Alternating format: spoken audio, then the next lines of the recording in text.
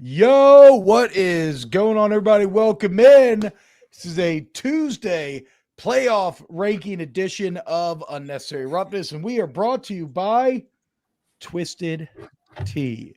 I have my raspberry right here. I can't see what Ev has. I'm still on my laptop. The original. Oh, the OG. Very Old faithful. perfect. As reliable.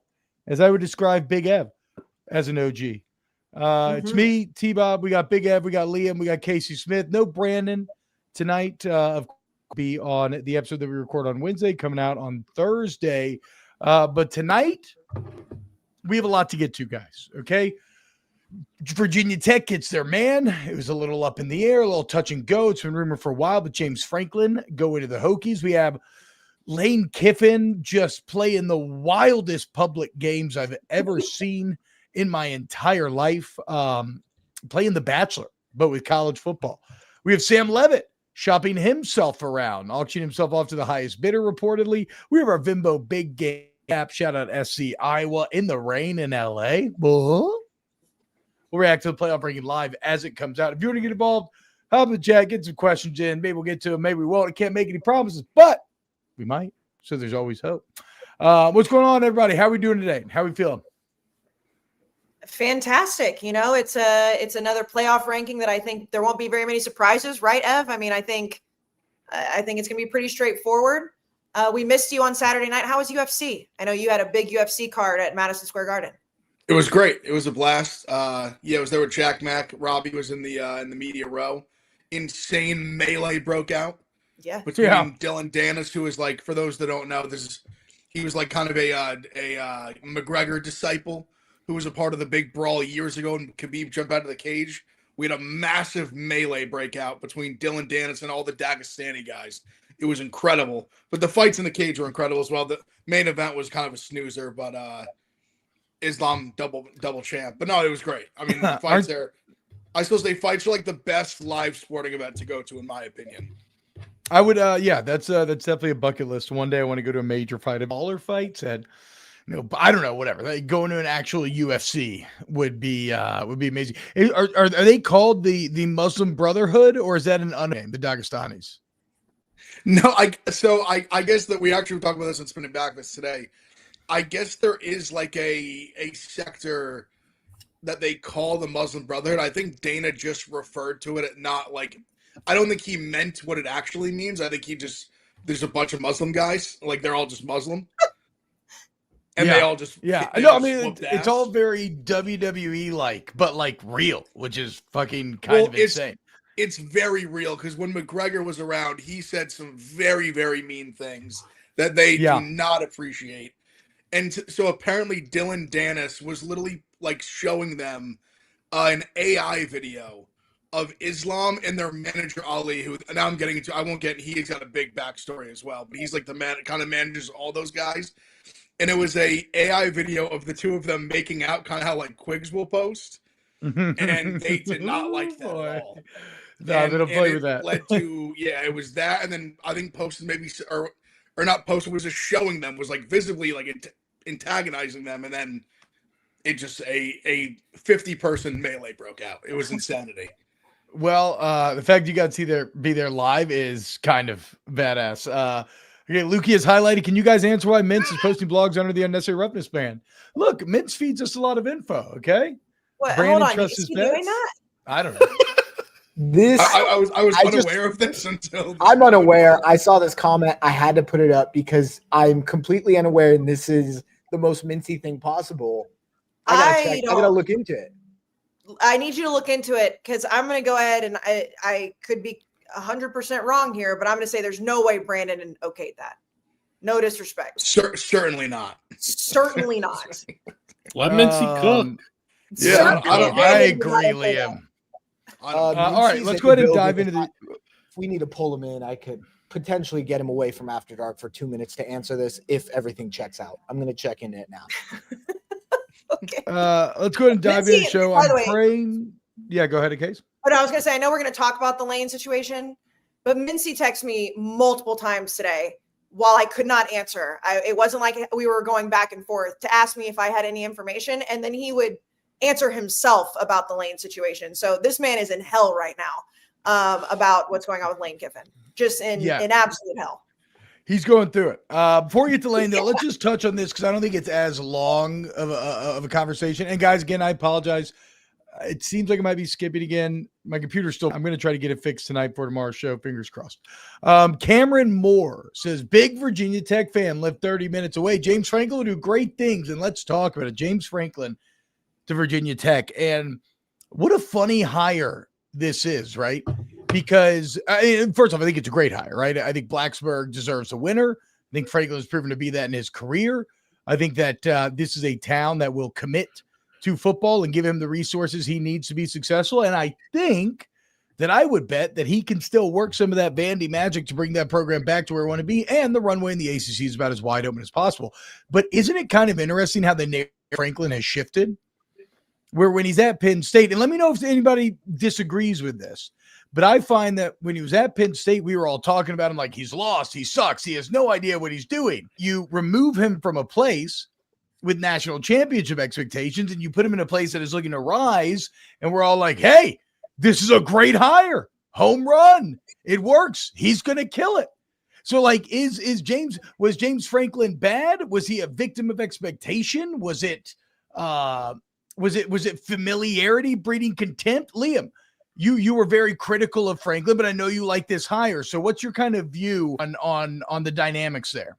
Yeah, I have a few thoughts about everything here. The James Franklin just run its course at Penn State, and his ways, his voice in the locker room, it's not like Mike Locksley, king of the locker room. His voice in the locker room was done. It wasn't getting through the players. It wasn't getting through the fans. Fans were tired of him. Staff was tired of him.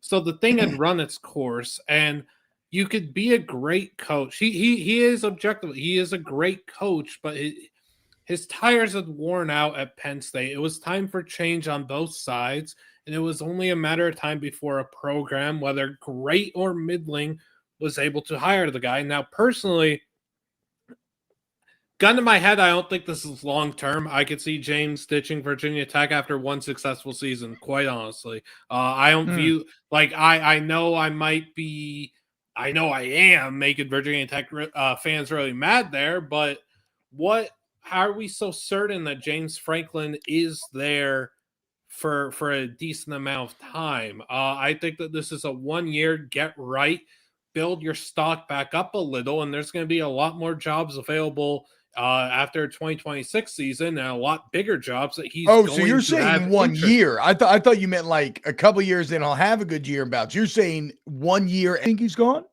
If he wins 9 games in his first year at Virginia Tech, hypothetically, yes, he will have bigger and better jobs waiting for him, and I think that he wants that. No, like he legitimately was holding out, hoping for Florida State. I don't think it's far-fetched at all to say that this guy wins 9 games in his first year in Blacksburg and finds himself at an SEC school or a higher level ACC school in 2026. Am I wrong there? Maybe, but I haven't seen anyone say this. I'm a bit surprised by it.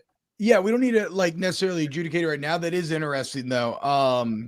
Kayce, what about you? Reaction, James Franklin, Virginia Tech. Yeah, I mean, I was hard on James Franklin for a long time going into this season. That was one of my, biggest arguments I had with Brandon was about what this Penn State team was going to look like, and we don't have to rehash all that. But I also said along the way that this man's still winning, 9 or 10 games. He just can't beat Ohio State. He can't beat Michigan. He can't get over the hump when he needs to get over the hump. And that's why we saw their ceiling last year. And then once we saw what was happening this year, it's not that he's not a good football coach. He's a very good football coach. He just was not going to take Penn State to the level that they clearly wanted him to. And we saw it from a mile away, and then it unraveled in such just dramatic, chaotic fashion.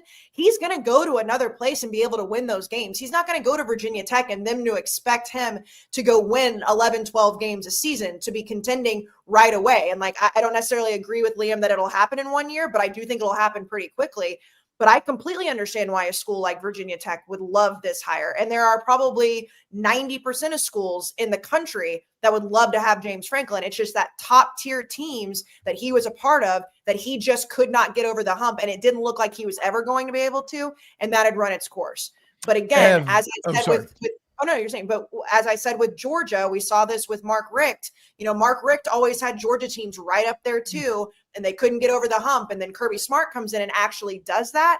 I think he's the exception to the rule. My thing is, what's Penn State going to do? Penn State's the bigger question. For Virginia Tech and James Franklin, this makes complete sense. Ev, you have been the closest consistent battle with James Franklin. You know thine enemy. Some have called him a fraud. Do you think that he makes Virginia Tech ACC relevant? Yeah, I mean, one man's trash, there's another man's treasure. Well said.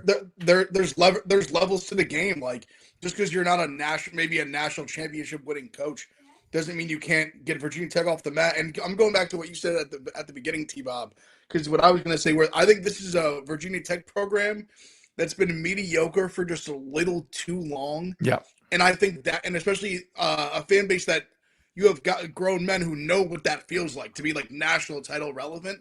And I think they've fallen down just long enough to be like, hey, let's pony up some money. Let's really invest in this thing. The ACC is wide open. Clemson's sliding down the ladder. Florida State looks very whatever. They're year to year, good, bad, indifferent. There's a clear gap to there's a clear lane to just jump right through and be at the top 3-4 in the ACC like immediately. And I mean, he built Vanderbilt up he built them up to a solid spot, and then they really fell off a cliff until just the last couple of years with Clark Lee and Pavia. And then he might not have been the guy who got Penn State off the mat, like Bill O'Brien kind of did that, but he took them from getting off the mat to national title relevance, winning the Big Ten. And it's crazy to think that even when they beat us that year, they applied the block kick, they beat us in Happy Valley, and then they end up winning the Big Ten. They have the crazy comeback in the Big Ten championship game and win. People forget that he was almost his seat was getting a little hot right then. Yeah. In early 2016, 17. And then that happened, and then it was able to, and then they obviously were good, won 10 games a bunch. It was able to carry him up to this year, and I agree with what Liam said, where I think his voice just got a little dry, probably just needed a change. But I think this is just a great move for Virginia Tech. But I also probably agree with Liam, where I wouldn't be shocked at all if in a couple of years or 2 years, whatever, that he's just gone, because I think it's pretty obvious how long we were hearing these Virginia Tech rumors. I have to imagine he was waiting out for Florida State or something like that. I don't blame him. Yeah. I think State would be an incredible job. Yeah, I think one thing as well. It is interesting. Florida State better recruiting grounds, but no, never mind. I was going to talk on my ass. I was going to say maybe more buy-in at Virginia Tech, but I don't know if I actually believe that. I do know that Florida State traditionally at times has not wanted to fund the program from an administrative standpoint, but I do know that kind of changed recently under Norvell.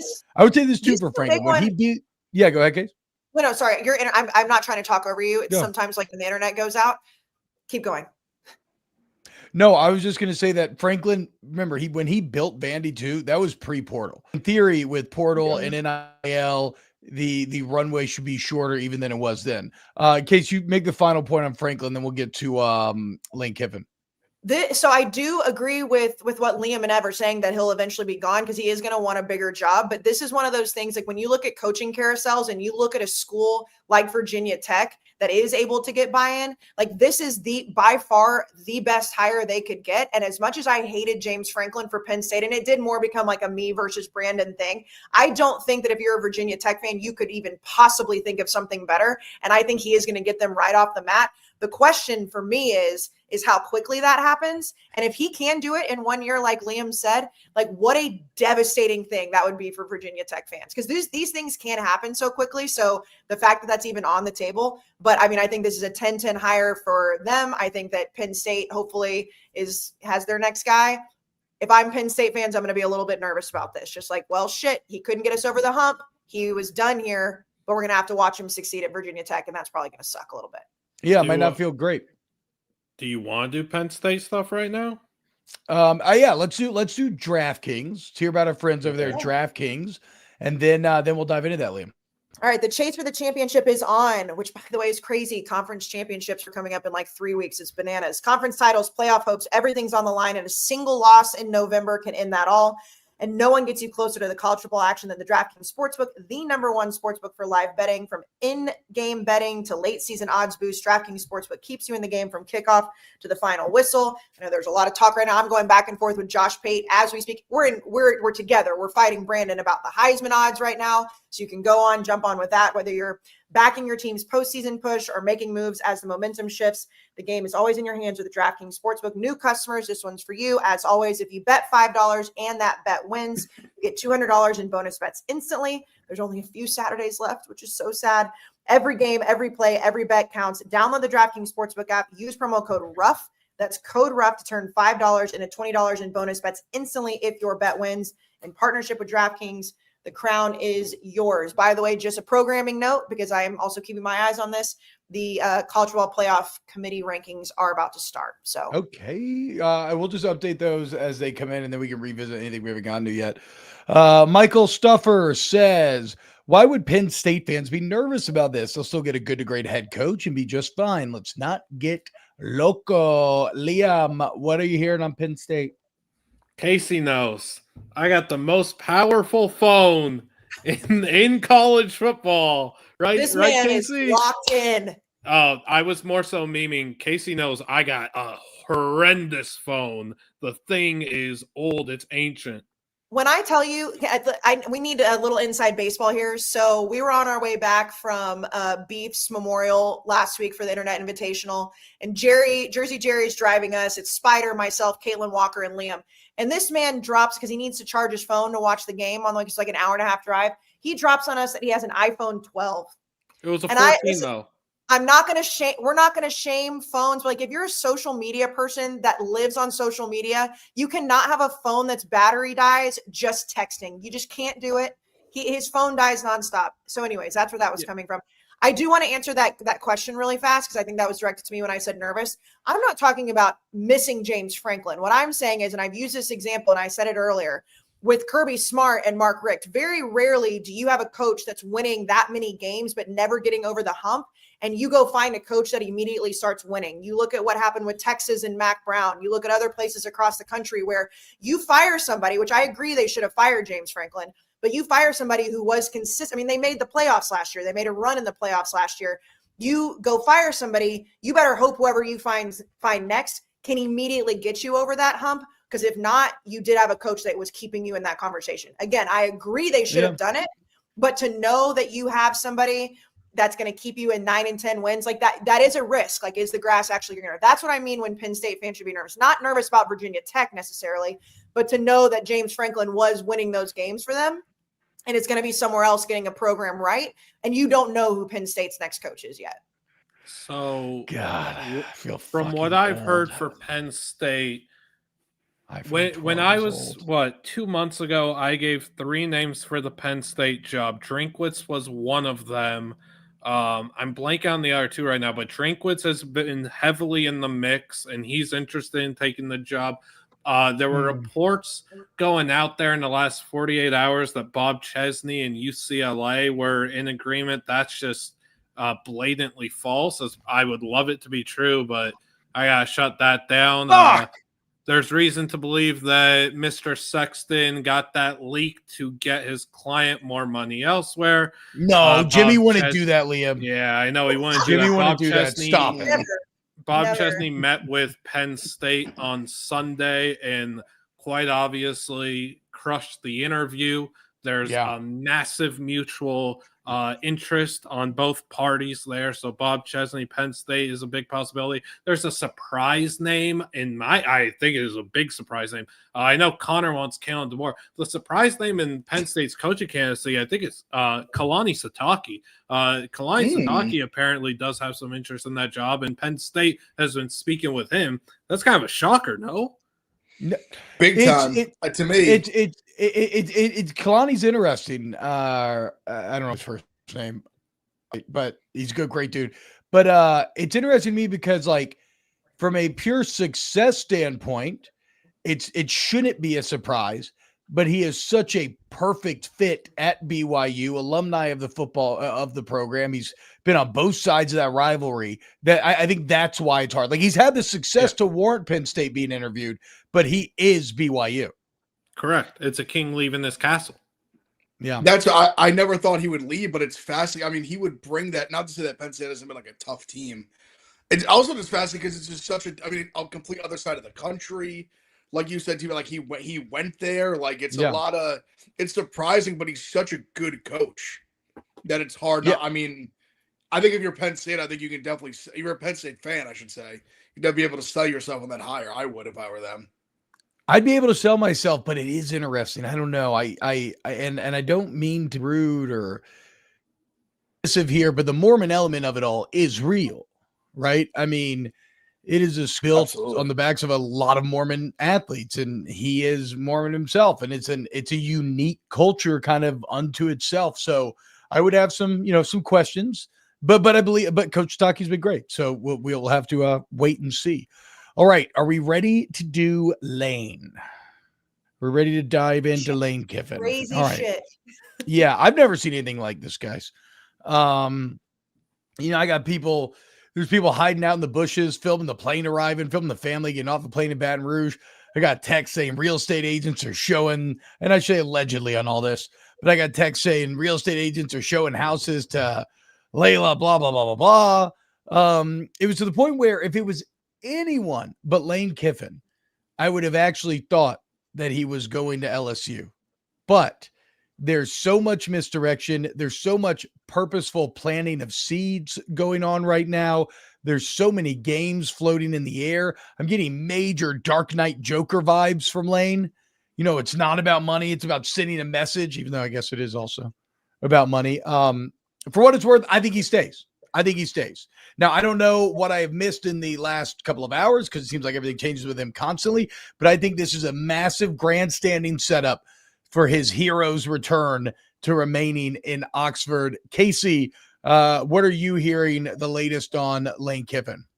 Well, first of all, like, there's nobody on planet Earth, especially in this space, that knows the moves that need to be made and that should be made than Lane Kiffin. Like, there's nothing that goes, like, even with the documentary with Landry when she started dating Whit Weeks and all these things that come out.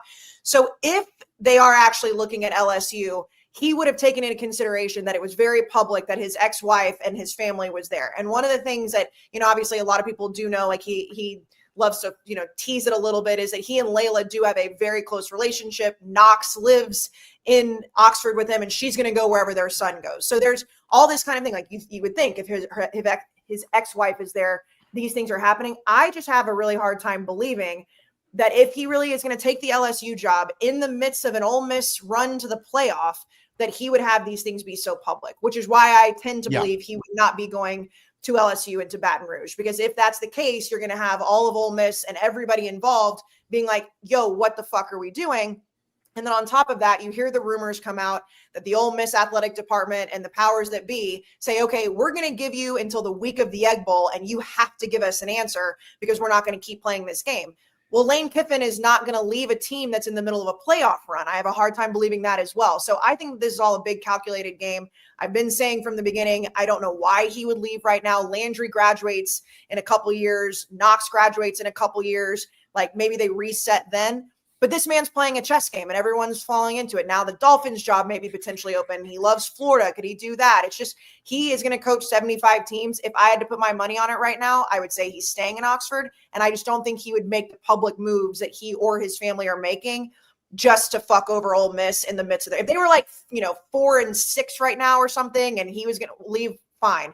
They're in a playoff run. He's not going to be doing that publicly. He's too smart.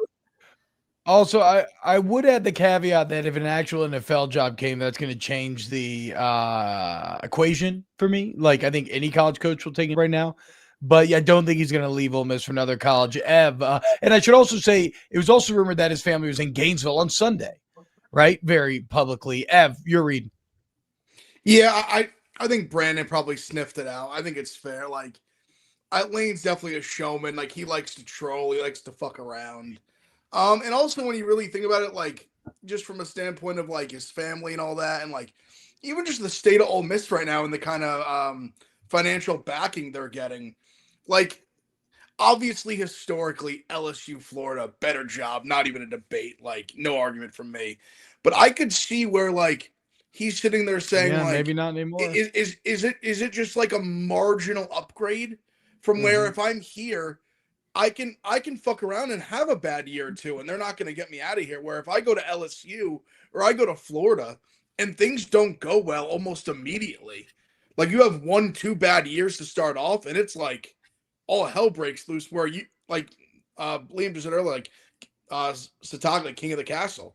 Like at Ole Miss, he is the king of the castle. He is the one who brought them to this uncharted land that they have they've had no business being in. He's taken them here single-handedly, pretty much. And like I said, they have all the money behind him. So I see the vision. Like I understand why he's saying, like, I'm already sitting here. We fucked up last year. We could have been in the playoff. That was on us. This year, I mean, they're unless they shit down their leg in the Egg Bowl, they're going to make the playoff.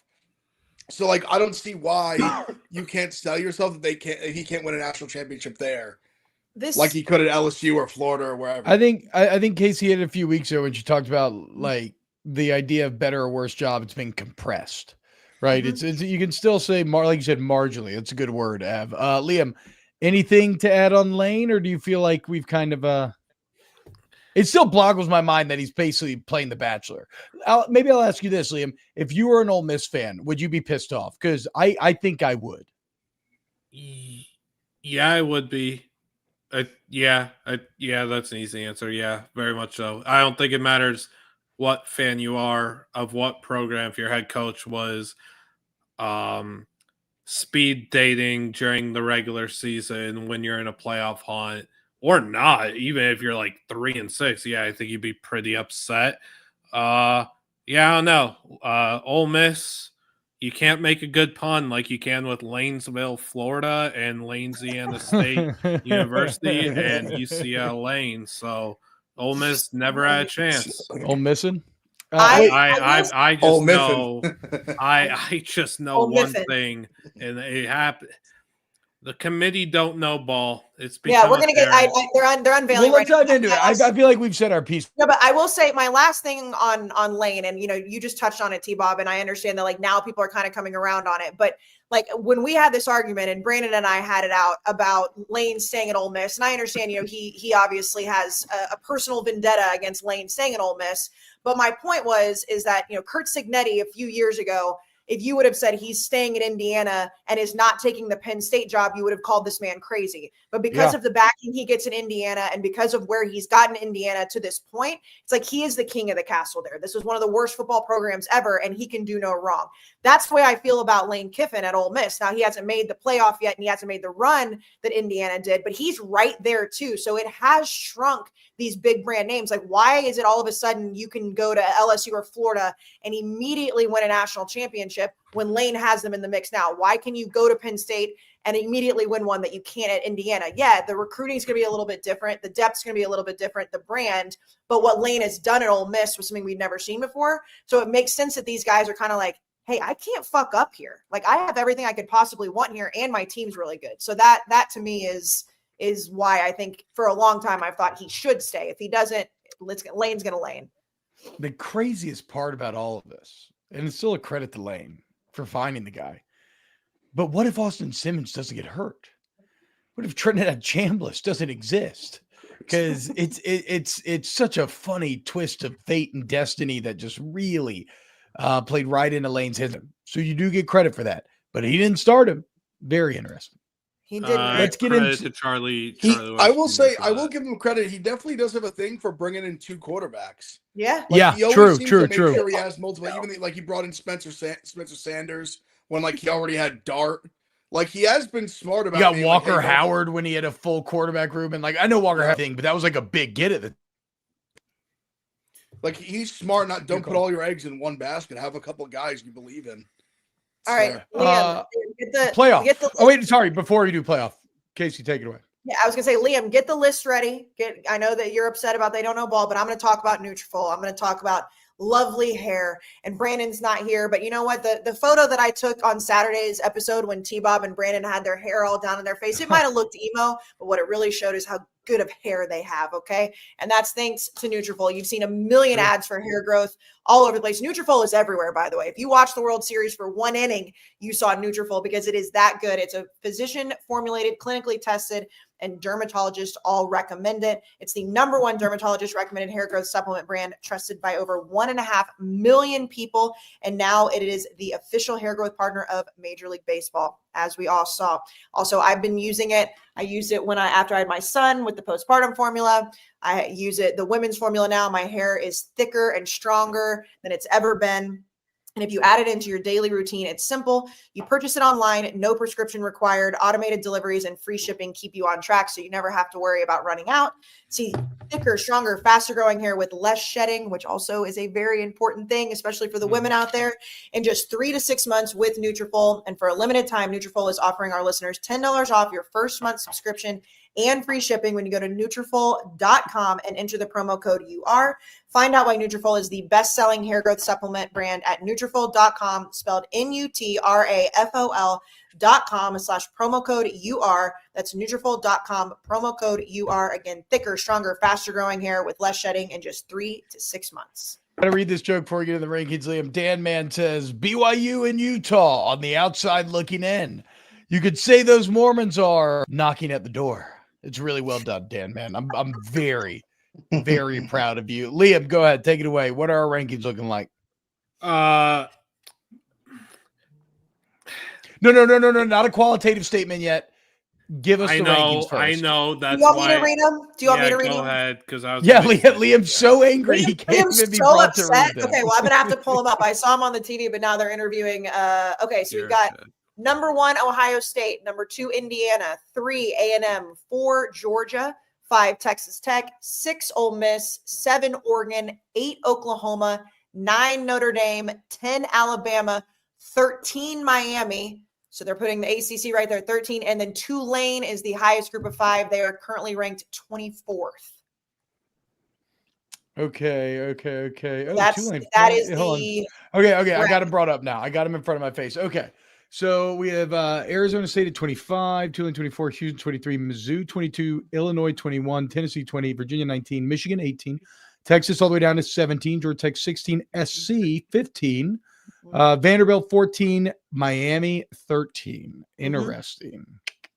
And then Utah and BYU at 12 and 11. So the obviously with the one that they have up on the screen right now is showing that, the ACC is going to get a bid, Miami, and then Tulane at 24th. So it would leave out BYU's what, 11? Yeah. Yes. BYU 11, Utah 12. All right, Liam, and then Alabama 10, Notre Dame 9, Oklahoma 8. Yeah. There we go. Thank you.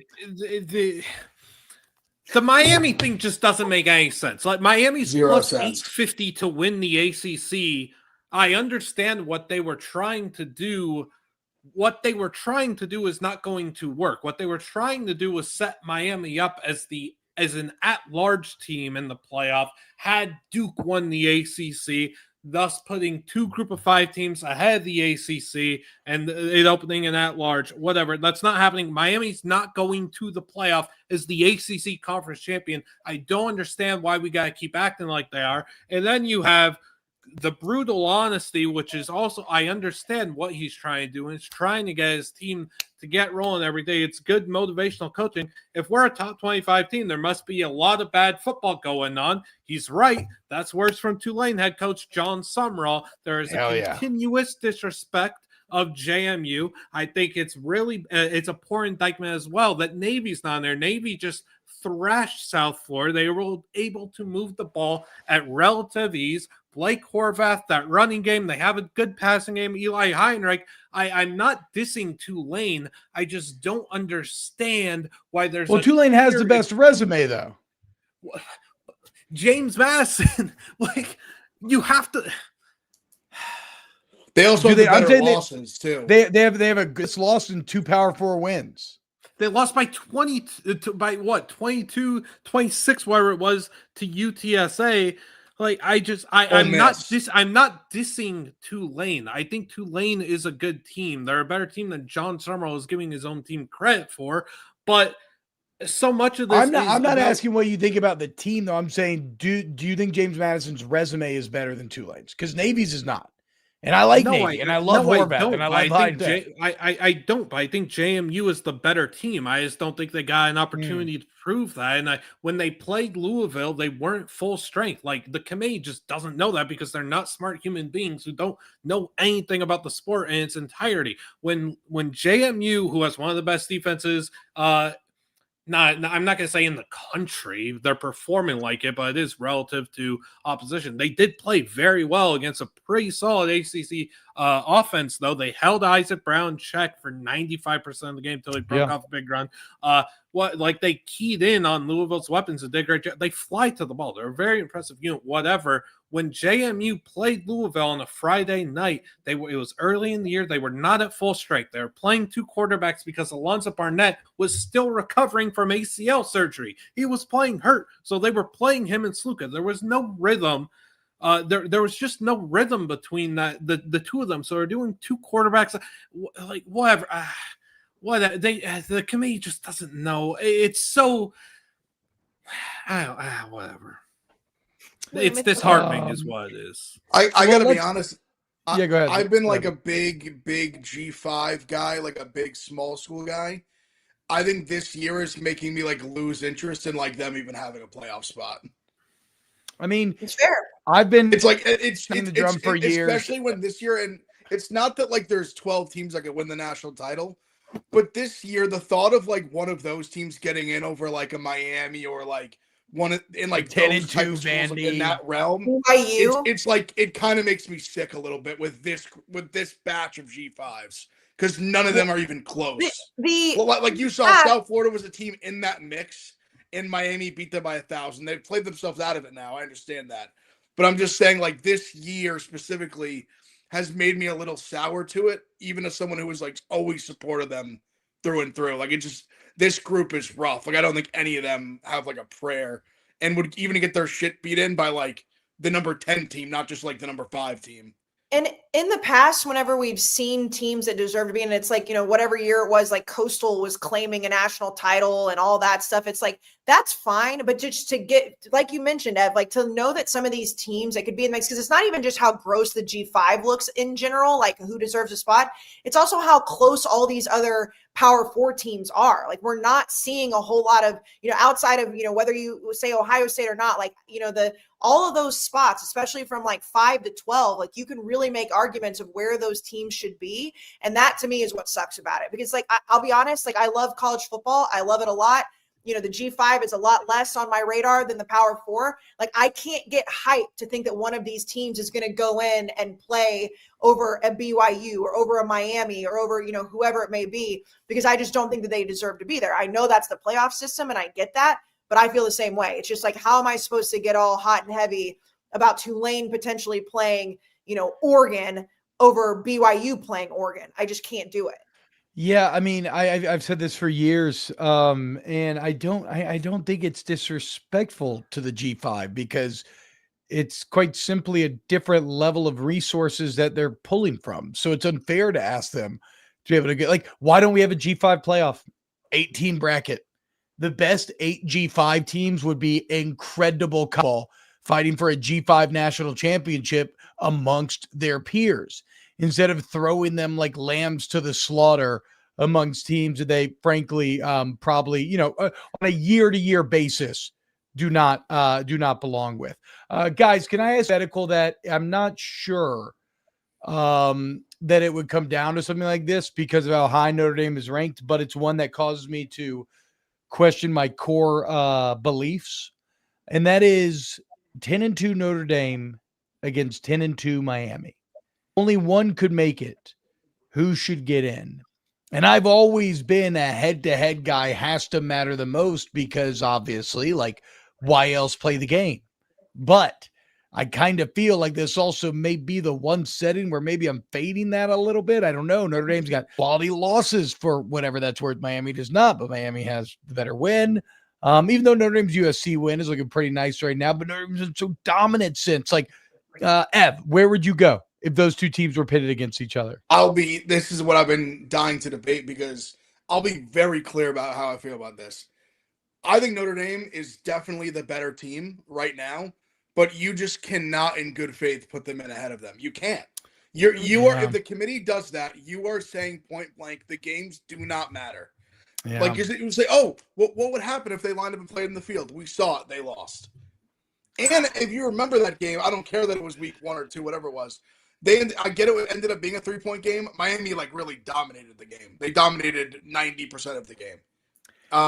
So no, you cannot, like, you just can't do that. And I think that's the thing that's making me sour to the G5, because the thought of like a Notre Dame getting in over Miami and then having to see like Tulane or like JMU get in over like a Miami when I think, I'm not even saying they would beat them, but I think they're a team that if they were the 12, they could really give whoever the 5 is a serious run for their money. And I think that the JMU or Tulane or whoever can't do that. Liam, but Miami could.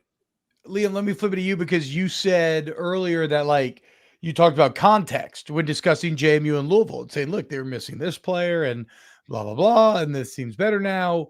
I mean, contextually, you could argue, well, CJ Carr's first start, right? Like it's later in the season now. How would you answer that question, Liam? They just gotta pick and choose what matters when it should and shouldn't. So there's no actual point in me saying anything. They just gotta choose what actually matters when they decide it does. If they play each other head to head, which they did, then that team should probably have the slight edge, one would think. I guess that's a bit of common sense and logic that they don't possess. So whatever. I don't know. Kayce? You 100% have to take head to head into consideration, and I agree with as the ultimate trump card, right? You're saying, yeah, it has to be then, because if not, why play hard non-conference games? And that's a big argument that we've had for years, where it's like like A&M right now, for example, like if they didn't beat Notre Dame, like they'd say, well, who's A&M beat? But it's like, well, they beat Notre Dame because they scheduled Notre Dame in non-conference. So Miami scheduling Notre Dame in non-conference and beating them, they have to be able to get in over them. And yes, like the way Notre Dame is playing is great. USC still very much has a path to the college football playoff. They have a big one with Oregon this weekend, and I understand that's a de facto playoff game. That's a great win for them, but you can't lose back-to-back weeks or however many weeks it was, week 1 and week 3 to Miami and A&M, and then turn around and be like, well, we could still get in over one of those teams. You just can't do it, or there's no reason to play hard non-conference games. And we saw that with the year that Michigan won the national title. Everyone said, okay, well, they played nobody in non-conference. It didn't fucking matter. As long as you win, you have to, those things matter. Miami beat Notre Dame. That has to matter, regardless of what you think the eye test looks like. Like, just don't play each other. Yeah, I mean, I think you all have swayed me, because I do think, like, subjectively, I think Notre Dame's better than Miami. But again, I'm someone who would rather an automatic qualifier where if you finish top 4 in the conference, you make it because the football, the field decides it. Then so y'all going to make me stick by my core tenets. You're right. It should be Miami. As there's crazy always as like the tongue-in-cheek thing where it's like, when they're debating two teams and it's like, well, only if only they played each other on the field and we could see what happened. Well, we have it right here. They played each other on the field, regardless if it was week 1 or not, and Miami won. That has to be given, credence over Notre Dame, regardless of what happens at the end of the year. Now picking against like Alabama losing to Florida State or Notre Dame losing to Miami, those are different conversations. But if they play head to head in the same season, that's the only thing that takes precedent to me. Andrew Boudreaux says objectively, LOL, they literally beat them. T-Bob, come on. That's what I said. I said subjectively, I think Notre Dame's better, but you're right. Objectively, they beat them. Sorry, Liam. No, you're fine. Just to finish up on this, I think Notre Dame is a better team today than they were then. It's kind of irrelevant when they play each other head to head. Yes. But that ties back into the group of 5 thing. The group of 5 has a playoff spot. You kind of just got to deal with it, because the 1 in a million chance that they have to pull off that 5-12 upset is well worth them being in there, giving that school the opportunity on that stage in a sport that is continuing to stray away from that level of football and just push it to the curb on a consistent basis. But would a G5 basis not be invested? Or sorry, would a G5 playoff not be investing in that level of football? I mean, that's what they want you to think, and that becomes more selling out for more money for the TV people, and I couldn't care less about that. I'm not interested in that. If you want to have a group of 5 playoff with the next 8 teams, sure, but the best group of 5 teams should be playing in the playoff in a 12-team playoff.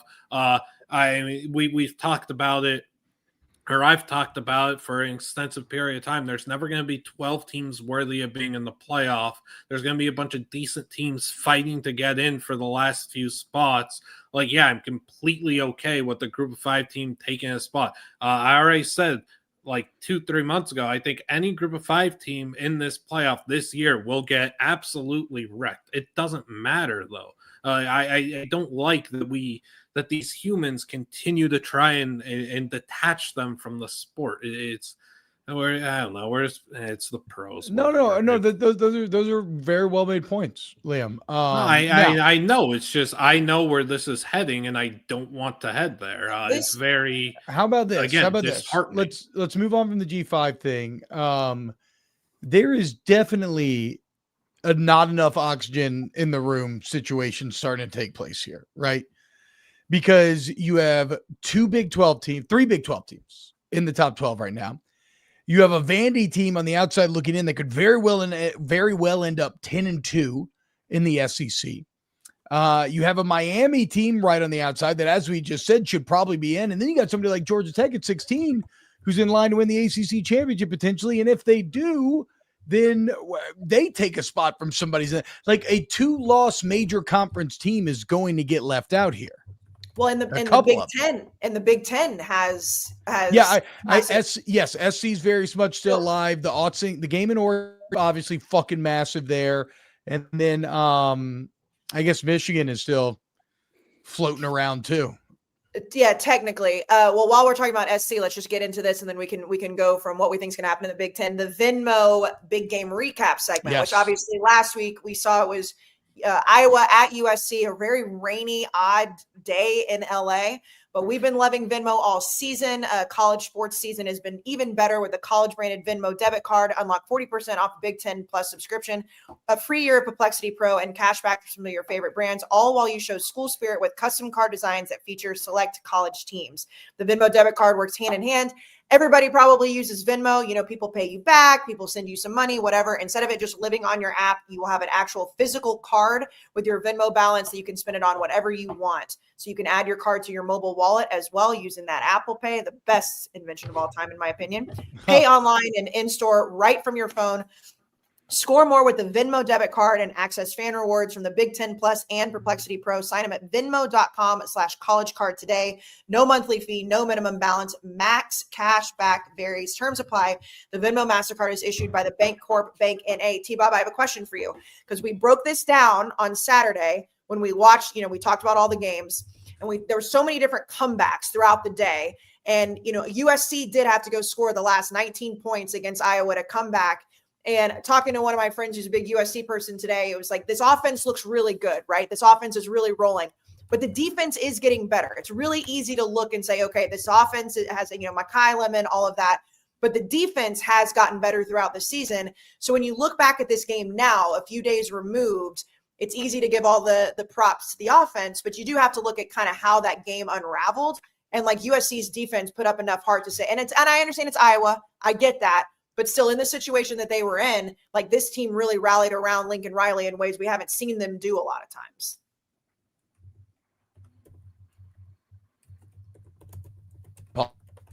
Okay, sorry. This is the biggest culture win that we've seen in the Lincoln Riley era. And it's something that they flirted with against Illinois on the road earlier this year, where they had a tough comeback that ends up falling just short. But to go down in the manner that they did, I think it was 21-7. Right before scoring those last 19, and to have it happen in the rain. I mean, that's like in Pokemon when you fight Misty and you're battling in the water, right? Like that basically somehow Iowa worked corn magic and brought their climate to LA. And not only did USC beat them in their weather, but they beat them in their style. Like I was victory lapping because I said that I thought this Iowa offensive line, I was starting to think by Saturday they were going to dominate that USC defensive line, and they did early on, but then 0 points in the second half. SC winning 21-26. Lincoln Riley jumping up. You could see how much it meant to him to get the win in that manner. So no, this was Ev, this is the most impressive win in the Lincoln Riley era. I would put this over the LSU win to start the season in Vegas. Yeah, I would have to say so. I mean, it's kind of I took it. They're definitely a little more physical than they have been in his tenure. I think this is probably the most. I mean, the best defense he's probably had. I mean, they actually can run the ball to some degree, and I mean, I really am just happy too because this isn't like a stellar slate this coming weekend, and them winning that game actually gives us a big time game. With I mean, because it's classic SEC like take a nap week. So the Big Ten actually so puts much. On for Get rid of cupcakes and plays has a big time game between. I mean, I think Oregon would probably still get in, but if Oregon lost that game, there'd start to be a lot of questions because they would have no top 25 wins, and they would have obviously lost to USC in that scenario. So I think Oregon would become a very like fascinating discussion in that mix of like all those. I mean, there's a bunch of like very respectable 2-loss teams. Well, and that goes back to T-Bob, what you were saying about the oxygen in the room is that, when USC beat Iowa this past weekend, and the reason we're talking about this game was because it was so important for that next level of the Big Ten. We know who the top 2 teams in the Big Ten are going to be. And then you look at the SEC, and that's still kind of, it's pretty clear it's going to be, A&M, Alabama, Georgia, Ole Miss, and that there's still some of that. But these games with USC right now are so massive. Yes, Michigan is still sitting there, and we talked about this on Big Noon Kickoff this past weekend. It's like, they're technically still in the mix, but to say they're technically still in the mix, you have to believe that they're going to beat Ohio State. I personally do not believe that. With USC, I do believe that they can beat Oregon. It's going to be hard. It's at Autzen. I think they're 11-point dogs right now. But at the same time, it's like that this USC team is still so clearly in the playoff hunt that this is one of those things where it's like, why couldn't USC beat Oregon? Oregon hasn't beaten anybody. Oregon's still very good. But this Oregon team is not like we saw last year. I mean, the way that Indiana, and I know Indiana's up there, but I have no problem saying I think USC could win this if they play with the physicality that we've seen them play recently. Liam, your Venmo big game recap take. Mark Gronowski having a passing, rushing, and receiving touchdown was very cool. Second quarterback to do that against USC this season, joining Luke Altmaier. USC, very good win for them, bouncing back from an early deficit. Surprised that Iowa wasn't able to sit on that lead and find another touchdown at some point. Or dude, what was the stat, Liam? There was a stat in the middle of the game that I was like 82-3 when leading by 9 points in conference games or something. Like, you're right. That's a great point. Like, that they couldn't sit on extra insane given that it's Iowa. Yeah, it's just so much credit to USC for being able to win a football game like that.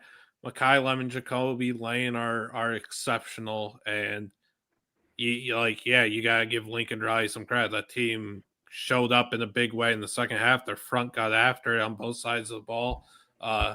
Good for them. Good for a rival. I mean, look, I know everybody on this pod, so I know this will go over without like causing any ripples or anything, but like Mekhi Lemon should be the Blitnikoff over Jeremiah Smith, right? We all agree? All right, perfect. We can move on.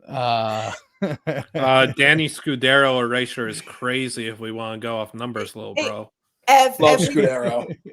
We talked about this on Saturday when you were at UFC, and Jeremiah Smith is unbelievable, but Mekhi Lemon definitely deserves to be in that conversation. He's in the convo, but I mean, it's still gonna be strong. Lemon's awesome. We're looking for one award, and it's not an individual award. I mean, they're already trying to rob us of the Heisman, so I mean that's fine. If they want to give everyone else their participation trophies, we'll take the big one at the end that matters. I know that. I know Jeremiah. I know which one he would want. I know which one he wants the most. You robbed Malik Neighbors, okay? So maybe you're due for a robbing yourself. It's probably true, and I'm fine with that. although Marv was great. Marv was great too. I know. No, Neighbors is insane. I know we'll all be in person tomorrow, which is always fun when all 5 of us are in the studio. Somebody's going to need to hold me back from Brandon talking shit about Marcel Reed in this. I can't handle it anymore. I can't fucking handle it. I watched Wake Up Barstool yesterday, T-Bob, and I was like, I said what I needed to say on Saturday night, and I know you had my back with it. This man is going on such an anti-Marcel Reed thing right now that legitimately my friends I haven't talked to in years from A&M are like, fuck Brandon Walker. Like, I might need somebody else to sit at like, Ev, maybe you sit there and I sit on the couch. I don't know. I can't handle this shit. But it's not about him personally. Oh, for Brandon it is. I think it's about because I think Mendoza should be lumped into this conversation as well. Because there is just this weird thing with the Heisman where, like, oh, if you just are terrible in the first half and give your team a massive deficit, and then you play well in the second half, your Heisman odds go up, as opposed to this crazy concept where you just play good in all 4 quarters. Apparently, that's not good enough. Being great consistently is the worst thing that you can do. Hold on now. Mendoza leads the nation in touchdown responsible for, too. It's also if Marcel Reed's second half was so incredible. But Marcel Reed's half was so incredible as to make it a great overall game. We're acting for his like odds to go up after that is insane. Yes, Insanity. And for Mendoza's odds after the Penn State, where literally the week before, Sayin went like bonkers against them, was like flawless, and then Mendoza throws picks. He throws 1 touchdown pass, which was a clutch one also, and really the catch was better than the throw. Let's call it what it is. Mm-hmm. So it just, to me, it makes no sense how those 2 guys can just be like, have literally a mediocre game, but like a good half.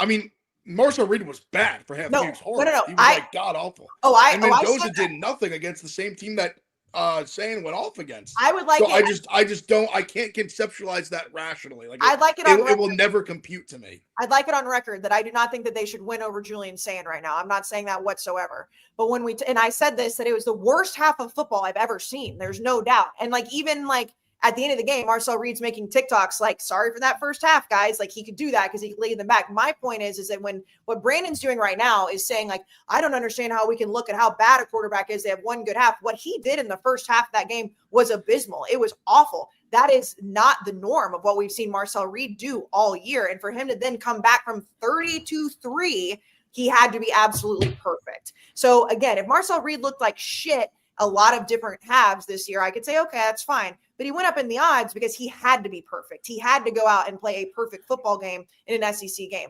I'm just saying that but also against like a horrific football team. Like, they're bad. Yeah, and you're at home. Being down 30-3 in conference, and it doesn't matter who but you are. Here we go. But that's the SEC playbook. Like, South Carolina sucks. They do, like, but I would say that's bad. a big thing. Staggering top 40 team there, Ed. Staggering top 40. Watch out now. Sagarin might be pointless then. I'm not saying it's the only in the SEC. I'm not saying that at all. If Indiana was like whoever the worst team in the Big Ten was, they were down 30-3 and they came back and their quarterback played perfectly. I would say that's pretty fucking hard to do in college football.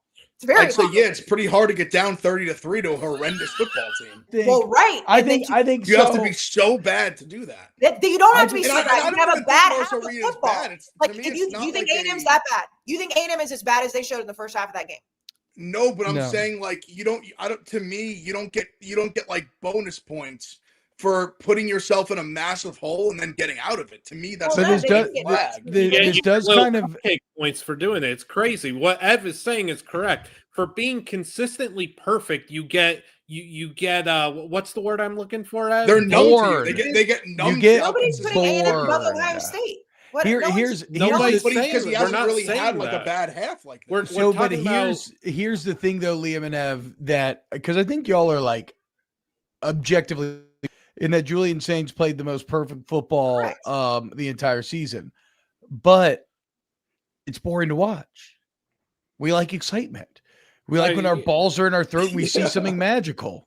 And that's unfortunate, but and so going to play into people's minds. The Heisman's a very narrative award in a lot of ways. I don't think A&M or Indiana for the week before, like, I mean, at least, and I can say, like, I'm not saying that they're getting bonus points over Ohio State or bonus points over Julian Saint. Like, those things are, like, those are still to the national championship in everybody's mind right now and the Heisman Trophy winner. What I'm saying is that, and I'm only speaking about Brandon here, is that it's like, just this, and it is personal because I don't think that if it was A&M, he would be doing it, but that's beside the point. That's me to fight him tomorrow in person type of thing.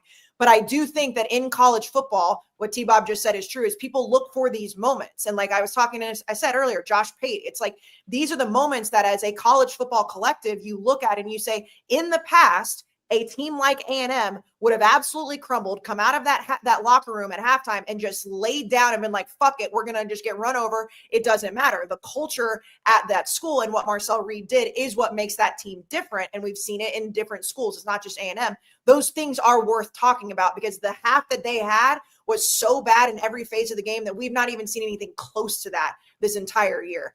That's my point, is that I'm going to fight Brandon over. Yeah, I'm just saying. I need to make this clear. All right. Hold Final on. point, Liam, and then we're moving on.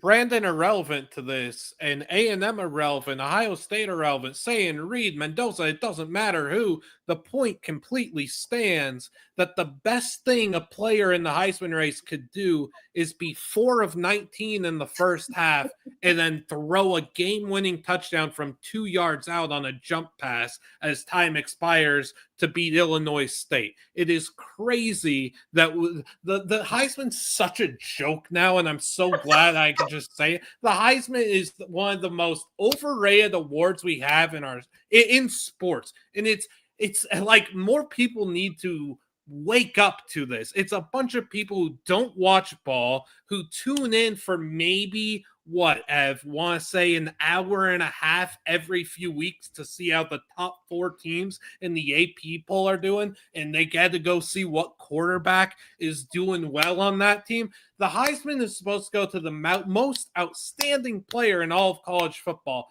yet 98% of the time nowadays, it's just going to a quarterback on a highly ranked team. What happened? Sure. Why? What? If the best, he's right.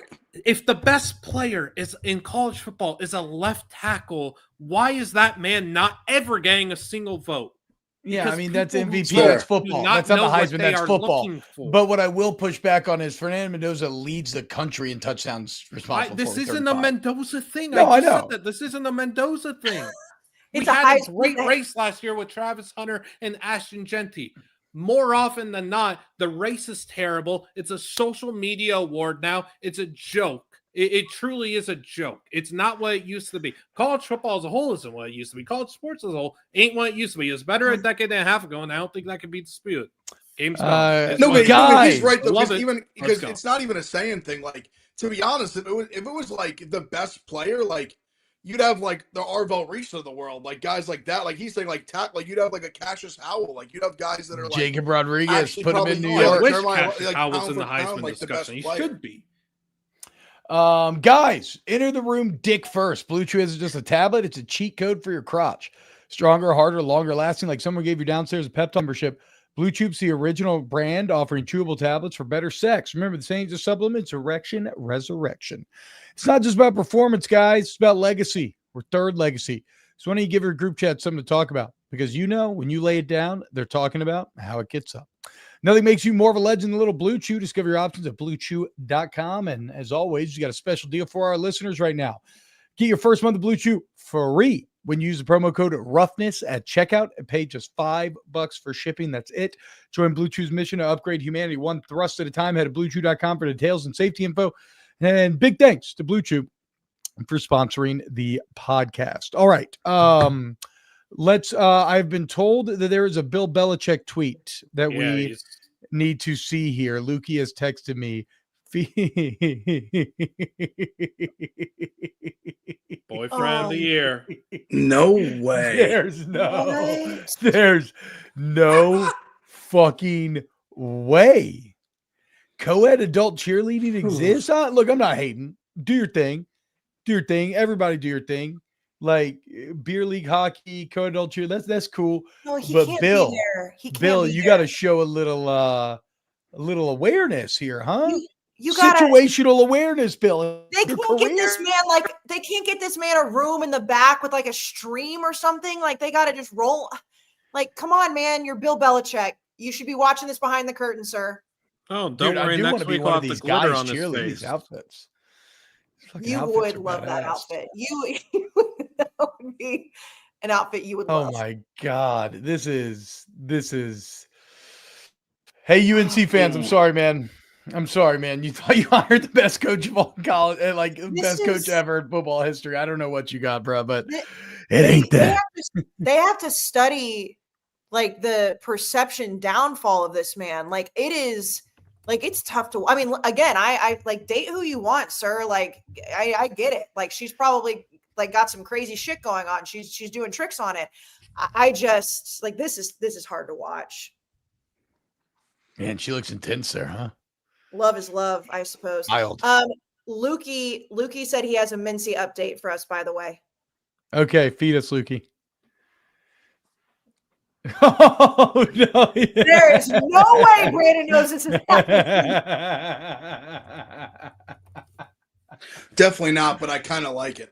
Let's go. At least somebody's producing. I need to get back to writing. I haven't written in far too long. I guess you know what? Honestly, it might not even be his call. It might be like the editors in chief maybe being like, hey, like nobody blogs or puts anything under football anymore. But 6 hours ago, 1 day ago, 13 days ago, I don't know how long. The one that he said, my thoughts on Brandon Walker's college football coaching carousel predictions, like that one can't be pro Brandon. And it's under Brandon's own brand. That one can't be. What does the caption say? Look how gently this man handles a fish. I'm perfectly content right now. You should definitely have sex with him. What? Yeah, Nancy thought that was a good film for it. I looked through some of his blogs, and like one will be tagged with part of my take, but he's referencing something from part of my take. These don't have anything to do with any of us. Wait, but it's college football, baby. Am I missing a joke? I mean, I know I miss a lot of jokes. What is that blurb? The have sex with him thing? Yes. I don't know.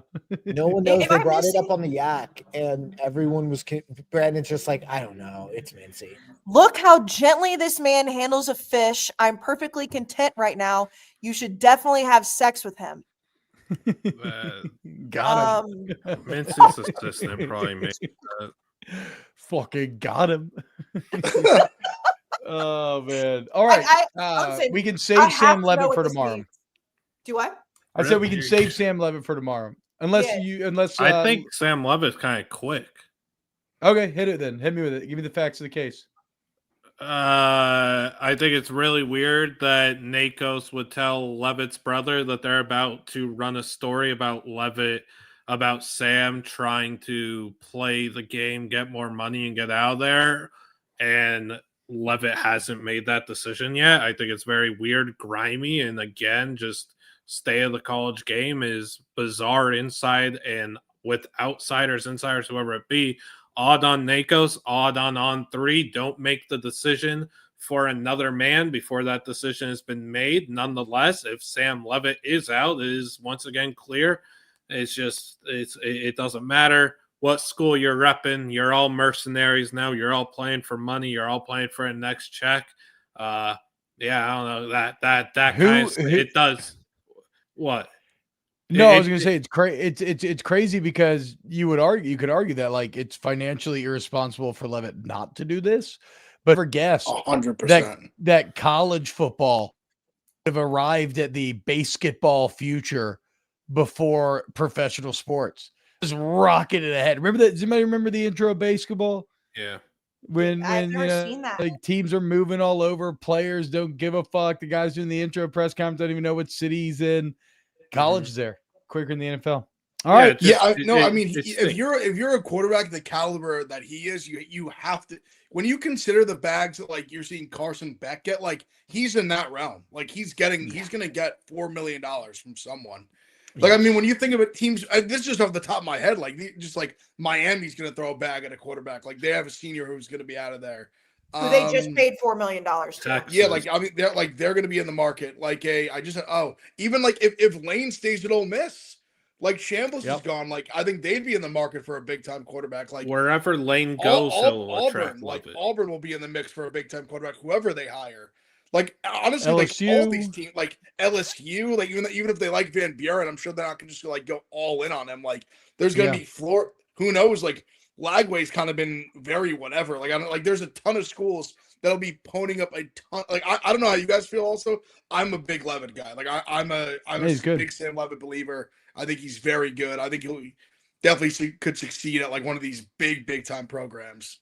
Yeah, there's like 120 schools that will pursue Leavitt. I'm not faulting him for doing it if that's the decision he ends up making. Like all for it, I get it, no problem.